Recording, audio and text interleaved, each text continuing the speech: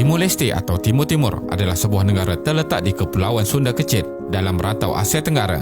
Timor Leste ialah nama diberi oleh bekas penjajah Portugis, iaitu perkataan Timor diambil dari bahasa Melayu dan Leste bermaksud Timur dalam bahasa Portugis. Negara Timor Leste atau Republik Demokratik Timor Leste ini bersempadan dengan barat timur Indonesia.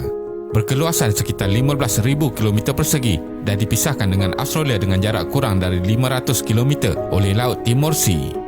Beriklim panas sepanjang tahun dan daratan yang bergunung ganang serta mempunyai kawasan pantai yang sangat cantik. Ibu negara dan bandar terbesar terletak di Dili. Jadi, dalam video kali ini, kita akan melihat sejarah negara yang baru mencapai kemerdekaan pada tahun 2002, iaitu Timor Leste. Teruskan menonton. Zaman penjajahan Portugis pada kurun ke-16. Timor Leste tidak begitu dikenali sehinggalah kedatangan penjajah Portugis pada kurun ke-16. Sebelum zaman penjajahan Eropah, Kepulauan Timur termasuk dalam rangkaian perdagangan Melayu Indonesia, China dan India dengan mengeksport hasil seperti kayu cendana. Kekayaan hasil bumi Timor Leste dengan kayu cendana ini telah menarik minat penjajah Portugis untuk datang.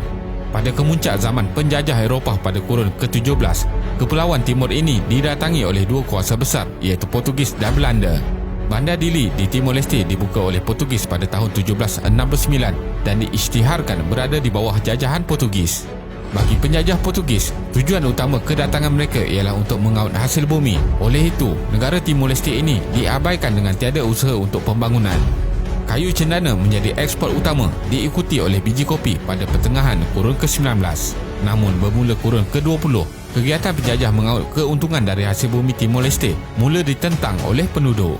Apabila Perang Dunia Kedua tercetus pada tahun 1939, rantau Asia Tenggara mula didatangi oleh pihak Jepun untuk meluaskan kuasa. Timor Leste juga diletakkan di dalam pelan untuk memperhebatkan kekayaan di rantau Asia oleh Maharaja Jepun. Penduduk Timor Leste menentang kedatangan Jepun dengan bekerjasama dengan Portugis buat pertama kali dan melancarkan perang gerila besar-besaran melawan tentera Jepun. Kerjasama ini tidak berjaya manakala Portugis dihalau keluar oleh pihak Jepun.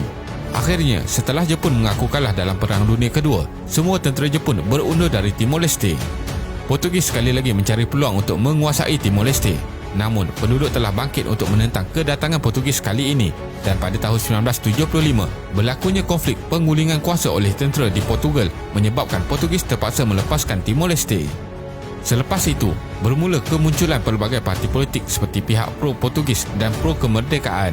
Ketidakstabilan dalam politik berlaku dan parti pro-kemerdekaan Fretilin berjaya mengisytiharkan kemerdekaan negara Timor Leste sepenuhnya buat pertama kali pada 28 November 1975. Akan tetapi, kejayaan dalam mencapai kemerdekaan ini dikecapi hanya pada waktu yang singkat apabila tentera Indonesia pula datang ke Timor Leste pada 7 Disember 1975.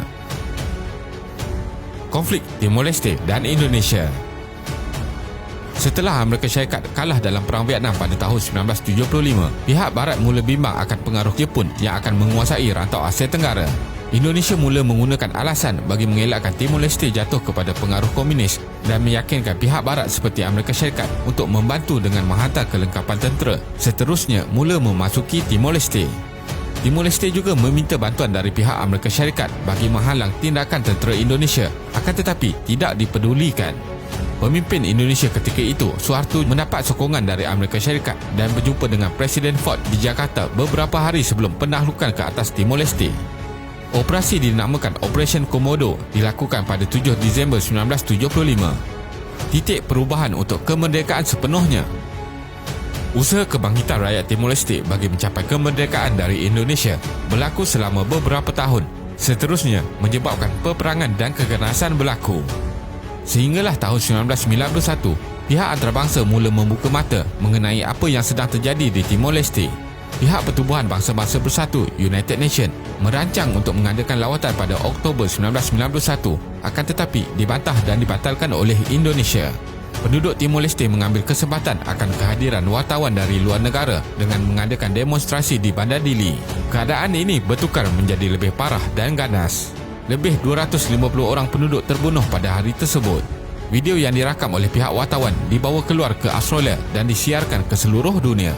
Dunia mula mengambil tahu akan kejadian penindasan rakyat di Timor Leste ini dan para aktivis mula melakukan protes. Pada 30 Ogos 1999, United Nations membuat referendum dan majoriti rakyat Timor Leste mengundi untuk merdeka dari Indonesia. Pada 20 September 1999, pasukan International Force for East Timor, Interfed, yang ditubuhkan Australia dan UN dihantar ke Timor Leste bagi menghentikan semua aktiviti ketenteraan Indonesia di situ. Pejuang kemerdekaan di Timor Leste bernama Zanana yang banyak mengatur strategi dan menyatukan rakyat bagi menuntut kemerdekaan diangkat sebagai Presiden pertama Democratic Republic of East Timor pada tahun 2002. Ianya adalah kemenangan besar bagi Timor Leste selepas beberapa siri konflik dan peperangan berlaku ke atas negara kecil ini. Masa depan yang masih kabur untuk negara baru Timor Leste. Sebagai negara yang baru mendapat kemerdekaan pada tahun 2002, masih banyak cabaran yang perlu dihadapi oleh Timor Leste. Banyak infrastruktur di Timor Leste yang musnah semasa konflik. Negara ini masih jauh ketinggalan walaupun bersebelahan dengan Barat Timur kerana penjajah Portugis dahulu tidak berusaha untuk membangunkan negara ini dan hanya membuat pelaburan minimum dalam infrastruktur, kesihatan dan pendidikan rakyat. Penduduk Timor Leste yang berjumlah sekitar 1.1 juta orang masih bergantung kepada aktiviti pertanian. Timor Leste dikategorikan dalam negara berpendapatan rendah oleh Bank Dunia. ASEAN Development Bank menganggarkan 41.8% dari populasi masih hidup di bawah garis kemiskinan pada tahun 2014. Pihak UNICEF menganggarkan tahap celik huruf di kalangan penduduk hanya sekitar 58%. Dengan bantuan pelbagai pihak antarabangsa, rakyat Timor Leste sedang berusaha membangunkan negara mereka dari asas. Sumber pendapatan ekonomi banyak bergantung kepada hasil minyak dan gas. Namun, sumber yang terhad ini tidak dapat menjamin kelangsungan ekonomi negara.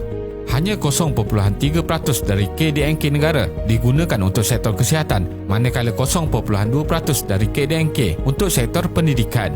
Timor Leste adalah sebuah negara yang unik serta menarik, akan tetapi didatangi pelancong luar dengan jumlah yang sedikit berbanding negara jiran Indonesia.